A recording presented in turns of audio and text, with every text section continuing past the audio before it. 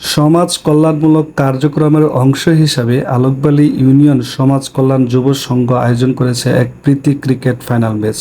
এই জমজমাট ফাইনাল ম্যাচের মুখোমুখি হয়েছে দুইটি শক্তিশালী দল, মিলেনিয়াম ও নরসিংদী স্বেচ্ছাসেবী ফোরাম একাদশ বনাম আলোকবালী স্পোর্টিং ক্লাব একাদশ। মিলেনিয়াম ও নরসিংদী স্বেচ্ছাসেবী ফোরাম একাদশ প্রথমে ব্যাট করতে নেমে শাহেদ সরকার ভাই এবং রাসেল ভাইয়ের 50-র মাধ্যমে তারা 172 রানের টার্গেট দিলে 13 বল হাতে রেখে 5 উইকেটে খেলা জিতে নেয় আলোকবালী স্পোর্টিং ক্লাব।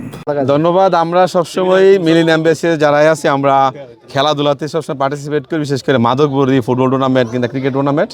আমরা আসলে তরুণ প্রজন্মকে প্রতীকী হিসাবে দেখাইতে চাই যে খেলাধুলা দিকে আসো, মাদককে না বলো। এই জন্যই ধন্যবাদ।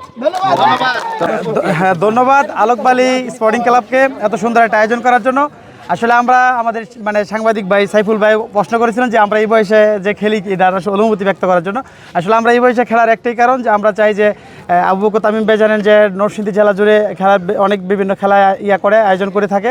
কারণ আমরা আমাদের একটা উদ্দেশ্য নরসিংদী জেলা স্বেচ্ছাসেবী ফোরামের, আমরা চাই যে যুব সমাজ যাতে মাঠে ফিরে আসে, যাতে মাদক থেকে দূরে থাকে।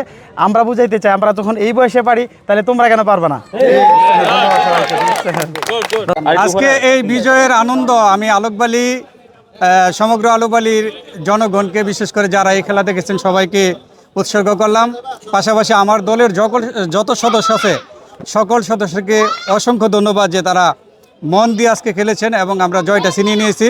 আমরা আমাদের একটাই চাওয়া প্রত্যাশা যে আমরা যেন মাদকের বিরুদ্ধে সবসময় থাকতে পারি এবং আমাদের ইয়াং জেনারেশন এবং যারা আছে ভবিষ্যৎ প্রজন্ম তারা যেন মাদক ছেড়ে সবসময় মাঠে খেলাধুলায় মত্ত থাকে।